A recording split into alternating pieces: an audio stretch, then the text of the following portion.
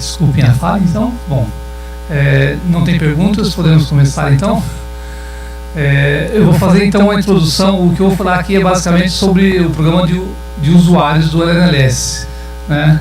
Eu acho que vários aspectos já foram tratados, mas tem algumas ideias que eu gostaria de fixar e que vocês questionassem para a gente poder debater, que principalmente um conceito, né, que existe dentro do LNLS, que é a questão do Laboratório Nacional.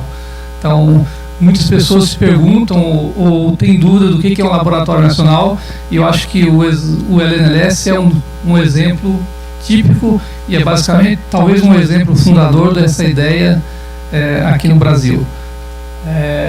Então, como vocês já viram na apresentação do Zé, principalmente, ele já falou dos vários laboratórios nacionais, né? Esse é o nosso campus do CNPEM, que a gente está localizado nessa região aqui, e com a proximidade à direita, no canto superior, é a Universidade de Campinas, Unicamp, e ao fundo, à esquerda, ao longe, está a cidade de Campinas. Então, para dar uma ideia da nossa localização e da infraestrutura que está sendo instalada aqui no sítio. Isso aqui já é uma foto real, né? Ou seja, é como está o estado da obra hoje, né? Então, nesse campus, como já foi dito aqui, existem laboratórios nacionais, né? O LNLS, LNB, o LN Nano e o CTBE, que são estruturas abertas, né? São laboratórios de pesquisas que atuam em diferentes áreas e cada uma tem a sua especificidade, mas o que um dos aspectos importantes é que existe, digamos assim, uma coerência no que é feito nesses laboratórios, e a gente define isso dentro do que são os eixos de atuação. Ou seja, esses vários eixos dessa atuação já foram discutidos e serão discutidos ao longo das palestras, né? A gente tem uma instalação aberta a usuários externos. Acho que esse é um ponto-chave importante, né? Existe uma pesquisa e desenvolvimento feito na casa, como o Narciso enfatizou bastante. A gente promove teses de mestrado, teses de doutorado, existe uma pesquisa interna sendo feita, apoio à geração, à inovação, que o Harry acabou de comentar, respondendo a pergunta que foi feita, e a parte de treinamento, educação e extensão. Ou seja, que vocês estão aqui nesse momento fazendo o que nós chamamos de treinamento e faz parte das nossas atividades de educação. Então, acho que a mensagem que eu queria passar aqui hoje tem a ver com o que é um laboratório nacional, o seu conceito e o funcionamento, e o ponto principal de uma instalação de um laboratório nacional é que é uma instalação de pesquisa que não é convencional. Ela envolve equipamentos complexos, são laboratórios que não se pode instalar numa universidade, ou não é simplesmente um centro de pesquisa voltado para pesquisa com certo objetivo bastante específico. São, em geral, instalações de pesquisas bastante avançadas, e o que um dos exemplos mais, gerais é a luz síncrona, que envolve a geração e o uso da luz, né? Então, isso aqui é só para mostrar um mapa, né? Eu acho que esse conceito de laboratório nacional não é um conceito do Brasil. Existe uma diversidade de fontes de luz síncrona no mundo, e, para vocês verem, existem vários lugares do mundo onde existem essas fontes, mas assim, o número é limitado, ou seja, são instalações complexas, de grande porte, que custam muito dinheiro, mas que ao mesmo tempo vários países e mesmo a União Europeia, né, investem para ter a sua fonte de luz síncrona para poder fazer pesquisa avançada em materiais e novas tecnologias. Então, como o Zé Roque também já apresentou esse slide, né, o laboratório, o LNLS, é um laboratório singular, porque ele deu início, né, há 30 anos atrás, dessa história de laboratórios nacionais no Brasil. Então, eu acho que foi um marco importante para para a ciência brasileira, para a ciência e tecnologia no Brasil. Então, eu acho que um laboratório nacional envolve instalações de pesquisa avançada. Um dos pontos fundamentais quando se tem uma instalação complexa é você estar em constantes melhoria e tentando aprimorar cada vez mais a tecnologia e a infraestrutura existente. Então, para isso, é necessário desenvolver novos instrumentos e buscar aprimoramentos e basicamente o que se vai acontecer com o advento da passagem do UVX para os Sirius. Ou seja, nós estamos passando para uma nova etapa dentro desse processo que é normal dentro de um laboratório nacional, de uma grande infraestrutura, de estar sempre evoluindo, né? Para estar sempre buscando uma evolução no conhecimento das coisas, dos materiais. Falando um pouco mais sobre o funcionamento. Então, é importante que um laboratório nacional exista a disponibilidade de acesso, ou seja, como vocês podem acessar um laboratório nacional? Obviamente, vocês têm que ter uma ideia, tem que fazer uma proposta de pesquisa, e tem que haver esse canal aberto entre o laboratório nacional e a comunidade científica. Então, depois dentro dessa proposta de pesquisa, então existe um comitê de avaliação de propostas, que no caso do LNLS é um comitê totalmente externo, então são pessoas de fora que vêm julgar as propostas que são submetidas ao laboratório. Isso cria uma certa, digamos, trazer a comunidade para julgar as propostas. Eu acho que é uma maneira de que o laboratório não se torne um gueto, ou seja favorecida aquelas propostas que é de interesse só dos pesquisadores da casa. É uma maneira de uma salvaguarda nesse processo, de estar sempre sendo avaliado pela comunidade, para a comunidade, né? Então, depois disso, existe toda uma logística administrativa para acolhimento dos usuários, que eu vou descrever alguns pontos importantes. E eu acho que também é função do Laboratório Nacional organizar encontros, reuniões, oficinas. Eu acho que a reunião anual dos usuários é uma das reuniões mais importantes nesse sentido, né? Acontece uma vez por ano. E a formação, a atração de novos usuários, que um exemplo que a gente espera que se torne uma tradição aqui nesse laboratório é a Escola Brasileira de Síncron, que nós estamos tendo a primeira edição, mas como já foi comentado, existem muitas outras atividades voltadas para a formação de usuários, e isso já tem uma história muito longa, de vários anos, desde a criação do laboratório, que se investe muito na formação e atração de novos usuários. Sem isso, obviamente, a gente nunca teria chegado a esse tipo de curva, né? Onde a gente vê naquela curva à esquerda no alto, desde 1997 até agora, né, o tempo atual, a evolução do número de propostas sendo enviadas e do número de usuários que passam aqui por ano. Essa evolução só foi possível através de escolas como essa, de reuniões e de workshops, de muita atividade voltada para os usuários. Hoje nós contamos com uma média de 1.200 usuários por ano, né? O ano de 2016 na verdade foi um pouquinho mais, chegou a 1.300, e 400 propostas de pesquisas por ano que passam nas nossas linhas de luz, né? Mesmo com uma pequena diminuição no número de linhas de luz abertas para usuários, né? Em 2014 nós tínhamos 18 linhas de luz, hoje nós temos apenas 13 que são abertas à comunidade, e isso entra dentro de um processo também de transição já também para os Sirius, né? Onde existe uma pequena diminuição na atividade nas linhas de luz atuais, para que as pessoas possam se concentrar mais nas linhas que vão vir para os Sirius. Então existe uma diminuição da oferta de linhas de luz, mas o número de usuários que ainda são servidos com as linhas de luz se manteve mais ou menos constante. A competição é um pouco maior, os projetos às vezes são um pouco mais bem selecionados, mas se mantém mais ou menos o mesmo número de usuários.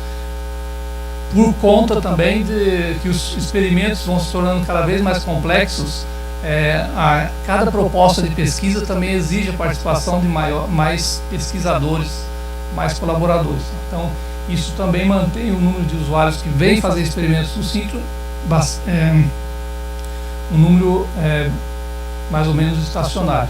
É lógico que nós pretendemos, com o início dos Sirius, que essa curva retome de novo uma derivada positiva e que a gente chegue com um número de usuários bem superior a isso no futuro próximo. Então, só para recapitular, o conceito e o funcionamento do Laboratório Nacional basicamente está descrito nessas linhas. Eu gostaria de dizer também que então, existe um corpo de pesquisadores que trabalha no laboratório. Esse corpo é relativamente reduzido, e para que todo esse panorama esses conceitos sejam efetivados dentro do Laboratório Nacional, nós precisamos de pesquisadores na casa, e que a dedicação dos pesquisadores para essa parte do programa basicamente, no mínimo uns 50%, em alguns casos chega a ser praticamente 80%, praticamente todo o tempo do pesquisador que trabalha no LNLS é dedicado a esse programa de usuários, a quase todas, ou pelo menos algumas daquelas atividades que estão descritas ali. Tá? Então, com relação ao acesso, então vou começar a ser um pouco mais específico agora. Não sei se alguém tem alguma pergunta até esse momento. Se alguém quiser fazer alguma observação, eu gostaria de falar como que é o acesso às instalações de pesquisa. Isso é um ponto importante, né? Nós disponibilizamos as instalações, mas quando a gente fala que as pessoas têm acesso às instalações, a gente significa por isso não apenas as linhas de luz Sintro. As pessoas têm os instrumentos para fazer seus experimentos, mas existe os laboratórios de apoio, né? Acho que o laboratório de química é fundamental. Quando você chega aqui fazer os seus experimentos, você tem um laboratório de química onde você possa manipular suas amostras, fazer tratamentos. Existe um laboratório de altas pressões também, onde são possíveis fazer caracterizações das suas amostras, as montagens das amostras para se fazer aqueles experimentos que o Harry citou de condições extremas, né? Então existe essa infraestrutura. Existem várias outras infraestruturas que eu não vou citar aqui, mas que vocês vão ver ao longo da semana e dos cursos quais são as reais possibilidades e que tipo de apoio se pode esperar em termos de laboratórios quando você vem fazer um experimento aqui. Em alguns casos tem umas facilidades de síntese e caracterização, como a linha TGM, onde é possível fazer crescimento de amostras por diferentes técnicas, MBE e algumas outras possibilidades, né? Laser, deposição por laser pulsado, enfim. E também uma coisa importante que vai se tornar fundamental nos Sirius é você poder sair daqui com seus dados já previamente tratados. Ou seja, os experimentos agora geram uma quantidade de dados muito grande. Então é muito importante que o usuário já saia do experimento, mesmo durante o experimento, para se tomar decisões durante os experimentos, que esses dados sejam tratados, muitas vezes analisados no local, in situ, em tempo real. Então esse é um ponto importante, é uma facilidade que tem que fazer parte desse tipo de laboratório.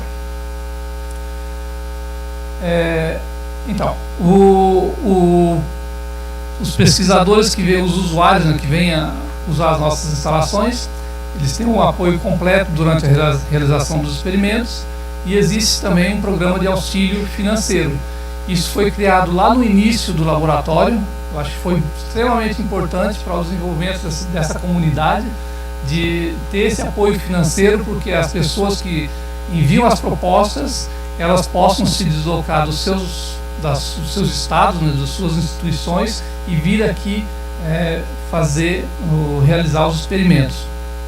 Tá? Vou detalhar um pouquinho mais isso no final também. E uma coisa importante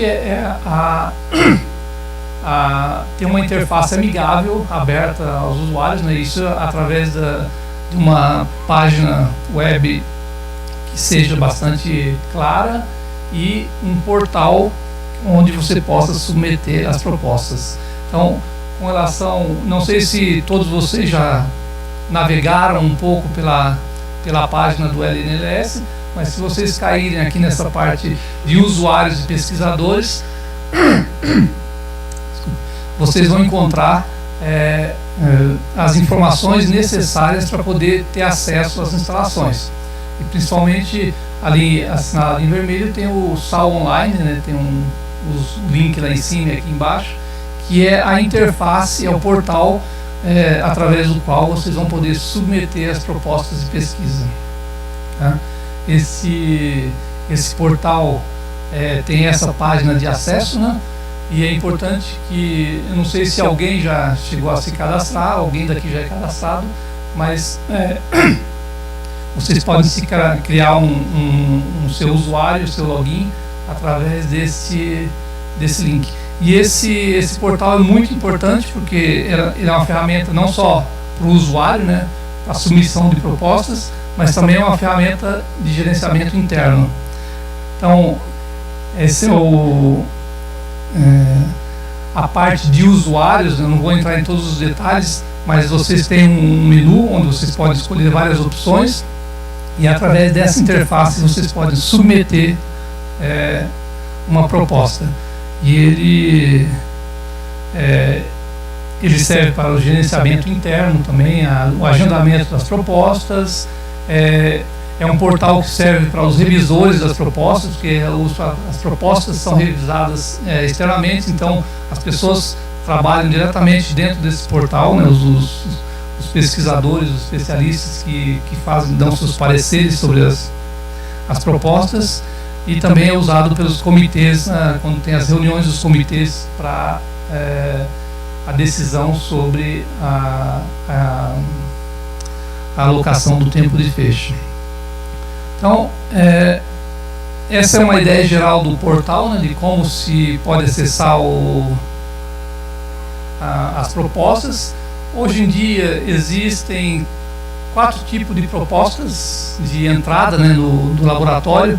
A mais convencional, o padrão, é o que a gente chama de padrão, né? São 2 chamadas ao ano. As chamadas são em março e setembro. Durante o mês completo de março e o mês completo de setembro, vocês podem submeter as propostas de pesquisas que vão ser avaliadas posteriormente. Então essa é a maneira padrão de se entrar no laboratório, e basicamente uns 90% da pesquisa de usuário externo, 90-95% da pesquisa de usuário externo é feita através da submissão de propostas padrão desse tipo. Existe o que a gente chama o Fast Track, que é um acesso rápido.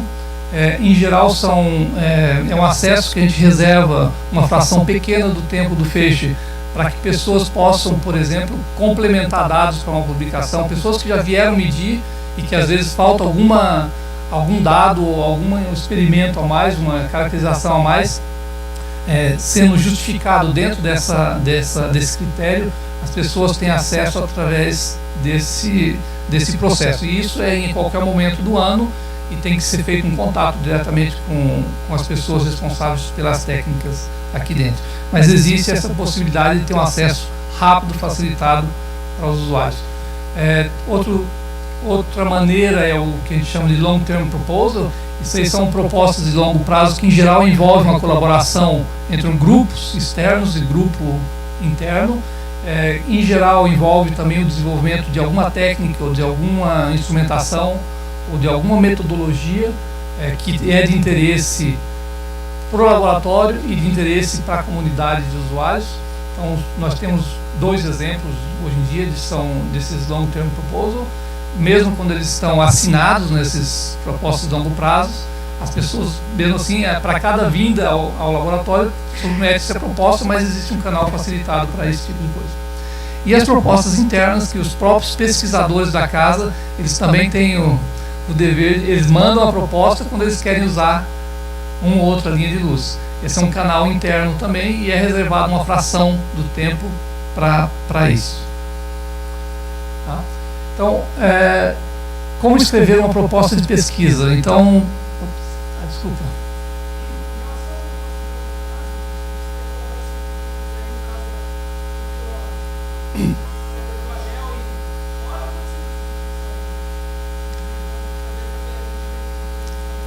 Não. As colaborações externas pode haver e tem o processo de submissão normal. Isso não se enquadraria dentro de um long-term proposal. O long-term proposal é feito para, assim, em geral, primeiro, são propostas que com certeza vão levar um tempo longo de execução, porque envolve algum desenvolvimento de metodologia ou de instrumentação, e, em geral, envolve o pessoal da casa, porque para se desenvolver alguma instrumentação nova para as linhas, tem que haver o envolvimento da casa, inclusive dos engenheiros, da oficina mecânica, enfim. Tem um envolvimento necessariamente de alguém da casa, tá? Mas assim, em termos de grupos de fora, pode ser vários grupos ou pode ser apenas um grupo. Não tem uma restrição.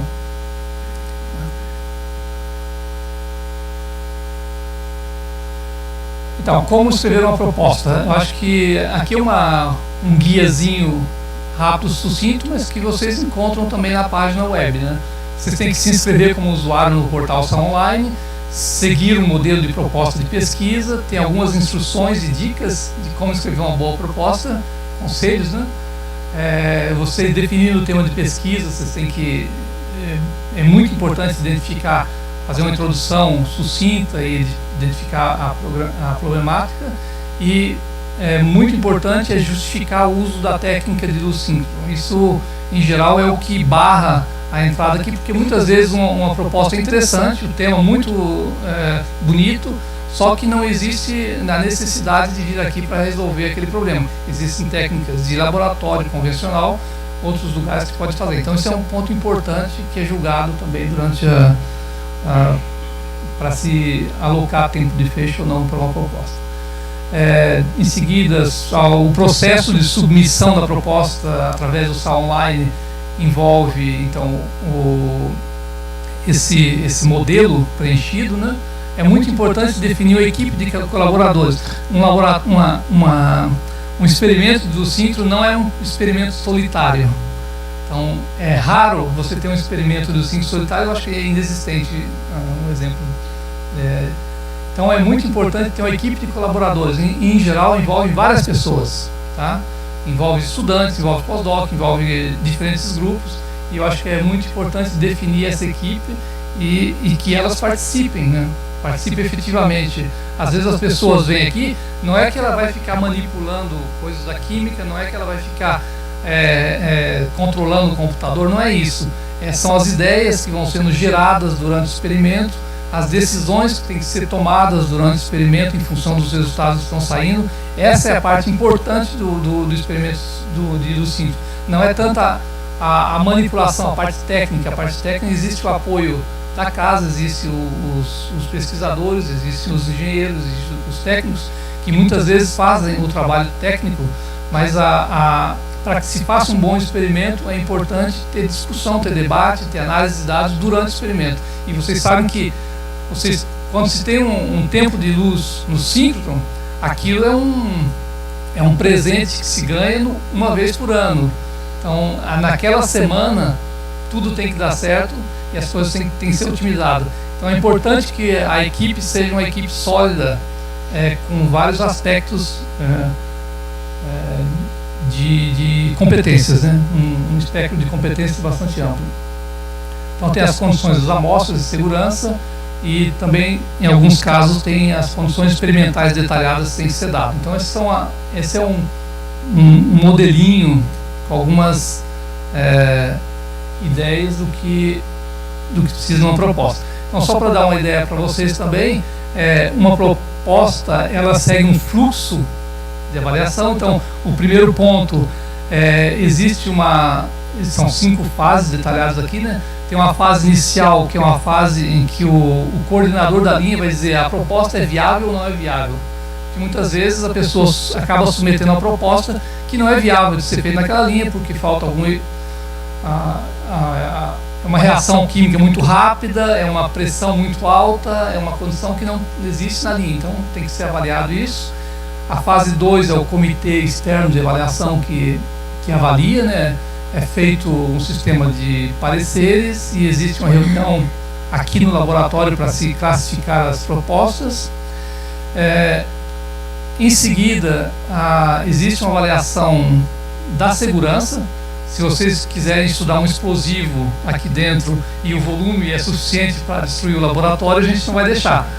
Agora, se for uma reação química que ocorre num volume muito pequeno do espaço, mesmo envolvendo gases perigosos, existem as condições de segurança que têm que ser desenhadas para aquele experimento. Muitas vezes elas não existem, elas podem ser até desenvolvidas para que aquele experimento seja realizado. Então, essa é uma parte do processo também que às vezes o bloqueia, fica parado lá por um certo tempo, até que as questões de segurança sejam resolvidas. Tá? E depois, a fase 4, o tempo de feixe é atribuído, em seguida o feixe é agendado pelos coordenadores durante o período seguinte. Né? Então, o que é importante dizer, eu já enfatizei, né? O comitê de seleção de propostas é um comitê externo e cada uma das áreas ou linhas de luz tem o seu comitê, composto por várias pessoas de várias universidades, muitas vezes alguns que vêm de fora, né? São revisores internacionais. O programa de auxílio financeiro. Então, para todas as propostas que são aprovadas naquela primeira entrada, né, a proposta padrão, existe esse auxílio financeiro que provê a viagem, estadia e alimentação para duas pessoas da equipe. Né? Esse é o programa. Lógico que várias pessoas podem vir, podem usar os alojamentos, usam os restaurantes aqui, mas o financiamento é feito para 2 pessoas. É um financiamento completo, tá? Então, bom, para dar alguns números para vocês, para finalizar também essa parte, né? Feixe nas linhas de luz. Nós temos mais ou menos 3.700 horas de feixe por ano, isso corresponde a mais ou menos 170 dias por ano, que é mais ou menos meio ano de funcionamento, e o esquema de funcionamento é de segunda a sábado, 24 horas por dia, né? 23 horas com feixe, e tem 2 paradas para reinjetar o feixe de meia hora. Tem 2 modos de operação, que a gente chama de multiband, que os pacotinhos de elétrons estão preenchendo toda a circunferência do anel, ou existe um modo em que se injeta apenas um pacotinho de elétrons. Então isso para experimentos com resolução temporal, você tem um pacotinho de elétrons, você tem uma janela de tempo aberta para poder estudar algum processo físico dentro daquela janela. Só para dar uma ideia, tipicamente os pacotes de elétrons do anel são separados por 2 nanosegundos, são pacotes de mais ou menos 100 picosegundos, separados de 2 nanosegundos, e quando a gente injeta no modo single band, tem uma janela de 311 nanosegundos que é aberta para se estudar algum tipo de processo nessa janela. Então, alguns usuários usam essa janela, né, para poder estudar, por exemplo, decaimento de luminescência em materiais. Tá? Então, tipicamente, usuários externos utilizam 75% do tempo de feixe. Existe um tempo alocado para pesquisa e desenvolvimento interno e manutenção, que é da ordem de 20%. Escolas, as escolas que nós organizamos também consomem tempo de feixe, porque a semana que vem vocês vão estar fazendo práticas nas linhas de luz. Então isso é flutuante, mas eu acho que nós vamos nos manter na ordem de 4% por conta dessa escola Brasileira de Síncrono e de alguns outros eventos que ocorrem durante o ano. E a parte dos usuários industriais que pagam pelo tempo de fecho, né? Não usuários industriais, tem muitos, que vêm através de colaborações, ou através de financiamento de pós-docs, por exemplo, mas usuários industriais que pagam pelo tempo de fecho e que não querem dizer o que eles vão fazer aqui dentro, existe essa abertura, é um número que pode girar em torno de 1%. Tá? Então, aqui eu finalizo. Gostaria de saber se vocês têm algumas perguntas até aqui. Como não tem nenhuma pergunta, nós podemos passar para o desafio. Ah, tem uma pergunta.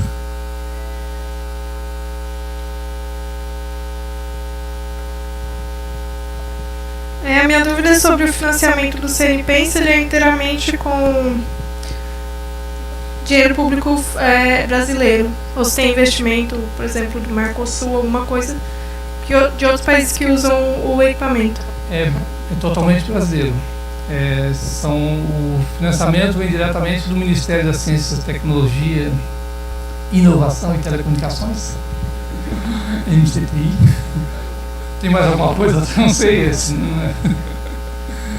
Tá, mas é 100% brasileiro, com alguns financiamentos pontuais em termos de equipamento, que pode vir de agências financiadoras, mas algum tipo de apoio para esse evento, por exemplo, o CLAF, que é o Conselho Latino-Americano de Física, que financia algumas viagens de pessoas da Latinoamérica, mas assim, o financiamento é basicamente do Ministério da Ciência e Tecnologia. Tá, então vamos lá, né? Todo mundo está... E todas as propostas que são aceitas, elas recebem o auxílio ou tem que fazer uma solicitação? Todas? Todas.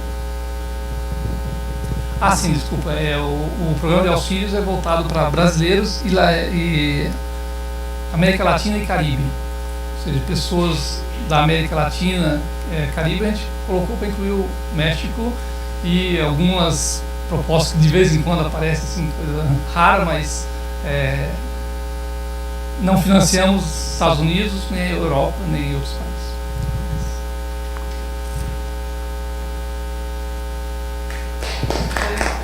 Ainda tem a parte agora sobre a avaliação, o desafio, que a gente, como que eles vão ser avaliados, todo mundo esperando. Então, esse é a parte da avaliação que o Narciso tinha comentado, né?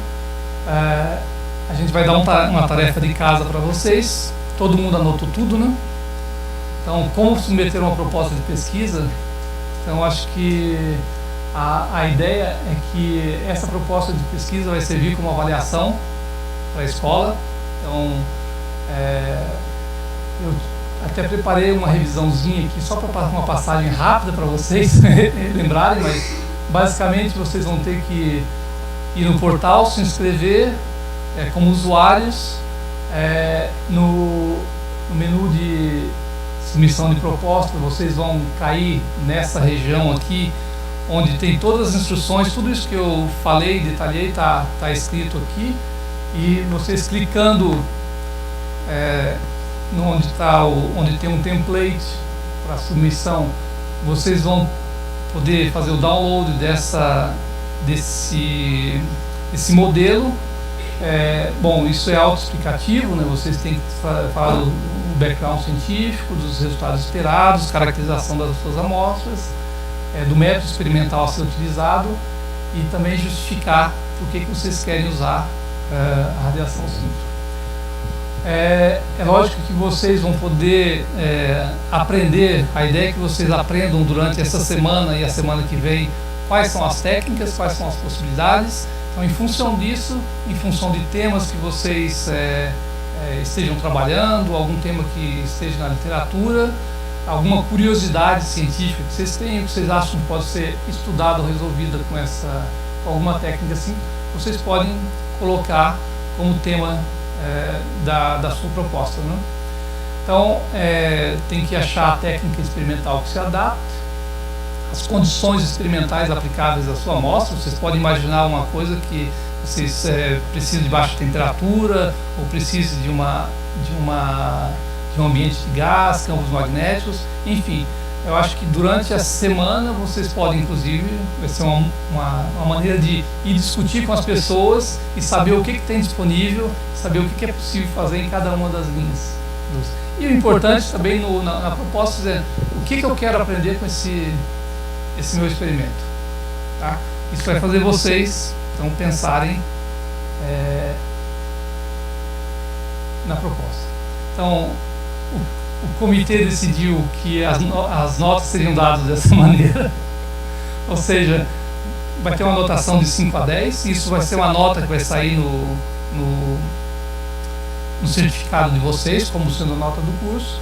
Aqueles que não submeterem tiram nota 0. Né? Então, acho que... E o prazo vai ser de 3 semanas. Na realidade, a submissão vai ser aberta só semana que vem, mas vocês já podem entrar no portal, fazer a inscrição, download do template e começando a pensar no experimento. A submissão vai estar aberta a partir de segunda-feira até o dia 28 de julho. Tá? Então,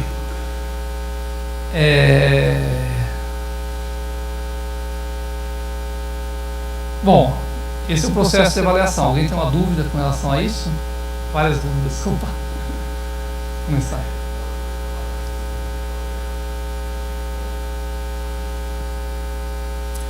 Não, vocês têm que submeter propostas separadas. Eu acho que isso foi não sei, eu acho que é uma avaliação individual. Não precisa ser necessariamente temas diferentes. Você, por exemplo, você pode atacar um problema de estrutura, ou fazer difração, por exemplo.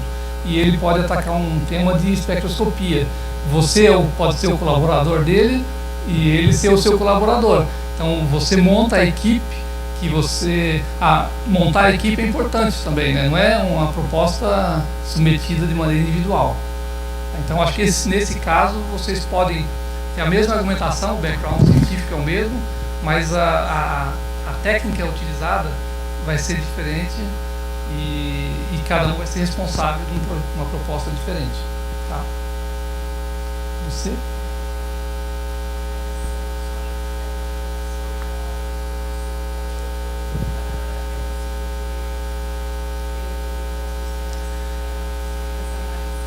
Então, bom, a avaliação é o aprendizado também. Eu acho que para a escola é importante que vocês saiam daqui tendo navegado pelo portal de usuários, tendo submetido uma proposta e sabendo como funciona. Eu acho que isso já é uma das coisas. Então, por isso que é importante que cada um faça, cada um navegue e submeta a sua proposta. Se a proposta vai ser realizada, por que não? Tá? Mas, na verdade, a gente tem um comentário. Eu tenho, na sequência, eu vou falar então que vai ter 3 propostas selecionadas. Então, esse vai ser digamos, uma espécie de prêmio e para essas 3 propostas selecionadas vai haver um convite para a pessoa participar de um experimento no LNLS, mas não necessariamente está ali o primeiro asterisco. Não está excluída a possibilidade de que a proposta que foi submetida seja realizada, mas não necessariamente. O que seria interessante para a gente, eu acho que para vocês, é que vocês venham aqui e participem de um experimento real, que vai ser um experimento de um pesquisador da casa, né, dentro de um tempo de pesquisa interna, para realizar um experimento com os símbolos, tá? Mas não está excluída a possibilidade de ser realizada aquele experimento. Tá? Oi, no meu caso, a minha proposta envolve uma linha só que eu submeti agora nesse período que abriu e já tenho data agendada para outubro. E eu não faço ideia de mais nada para submeter, já exatamente o que eu precisava foi submetido nesses 2 meses. Sua nota vai ser 0. Eu não sei se eu faço uma invenção de um projeto que não tenha. Você pode pegar uma base do projeto e só como um exercício, talvez pensar em alguma outra técnica Seria interessante de saber, Já. poder explorar um pouco melhor o seu. Sempre tem alguma coisa a mais a fazer.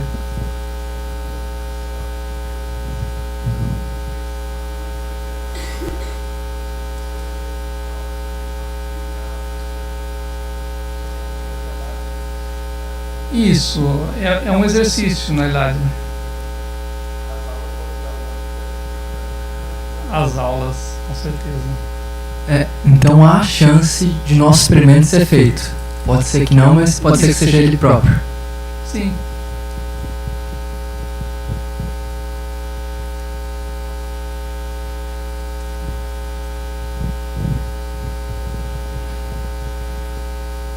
No meu caso, como o dele, eu tive uma proposta aprovada e está agendada. A nossa proposta pode ser, assim, uma proposta diferente, pode ganhar um novo tempo de luz. A ideia não é essa, né? A ideia é que, bom, usuários já do laboratório que já conhece o processo de submissão, é interessante submeter, mas eu acho que poderia até buscar um tema um pouco diferente na submissão. A ideia não é que a proposta seja realizada, mas que todas as pessoas possam passar através do portal de usuários para submissão de proposta.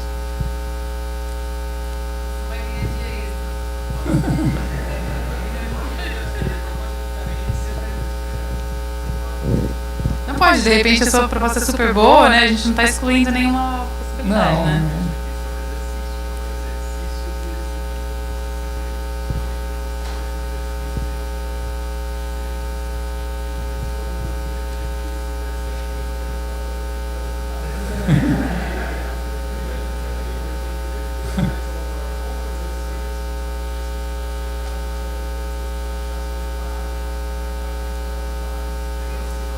Não.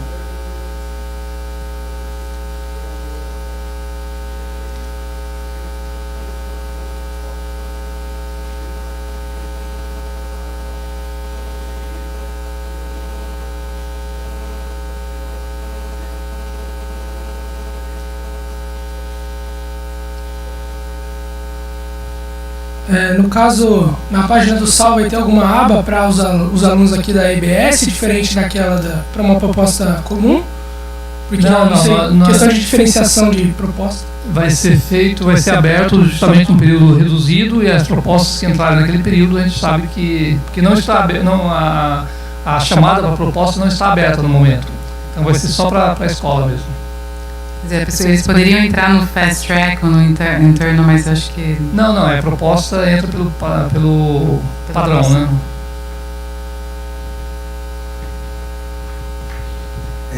Existe a possibilidade de solicitar o uso de duas linhas, por exemplo, em uma mesma proposta ou não? Pelo portal você teria que submeter duas vezes. Uhum. Tá? Mas você pode submeter duas propostas. Mas bom, acho que está tudo entendido. Pode continuar fazendo pergunta depois também? Tem mais um? Olá. Só uma dúvida que ficou, então a gente pode submeter mais de uma proposta agora ou só uma? Porque só ele falou duas, então... Então, é um exercício. Eu acho que não vale a pena submeter mais que uma, mas eu acho que você não vai ser penalizado se você submeter mais de uma. Senão...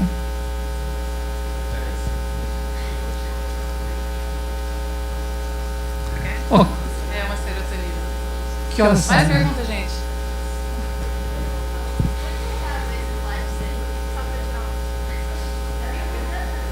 Essas apresentações vão ficar online, tá, gente?